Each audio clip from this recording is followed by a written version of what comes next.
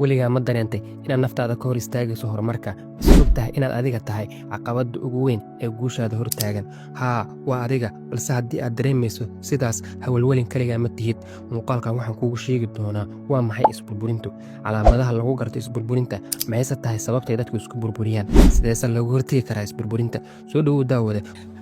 balse intaan gudaha u gelin waxaan kaa codsanayaa inaad sabskaraab ii saarto sidoo kale laag ii saarto mahadsanid waa maxay isburburintu isburburintu waa mar kasta ula kaca ama si hoose naftaada uga hor istaagayso horumar waxay noqon kartaa dib u dhac joogto ah kalsooni yari cabsi aad ka qabto guushaada ama guuldarradaada ama xitaa shaki joogto ah oo aad naftaada ku hayso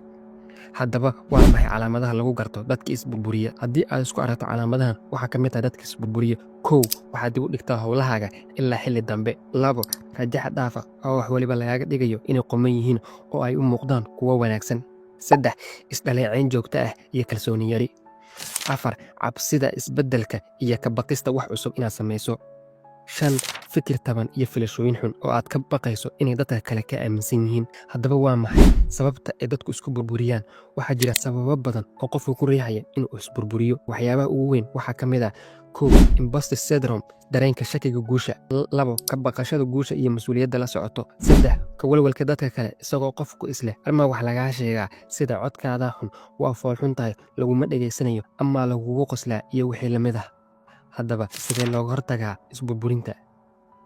waa xilligii aad jebin lahayd silsiladaha isburburinta waana kuwan talooyinkaa caawinaya haddii aad samayso kow ogow marka hore dabeecadaha aad naftaada ku hor istaagayso labo samaysa yoolal macquul ah saddex raadi dad kugu dhiirigeliya guushaada afar la tacaal xaaladaha walwalka shan ka fogow waxyaabaha kugu kicinaya shakiga iyo walwalka lix diiradda saar wakhtiga iyo waxa aad ku haminayso toddobo raadi caawinaad haddii loo baahdo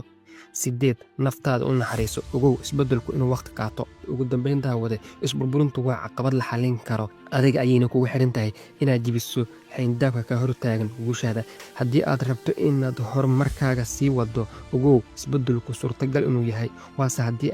aad go'aansato fadlan haddii aad ka hesho muuqaalkan waxaan kaa codsanaya inaad sabskaraab ii saarto si aad u hesho muuqaalo kale oo dhiirigelin leh sidoo kale laag ii saar si aad noogu muujiso taageeradaada mahadsanid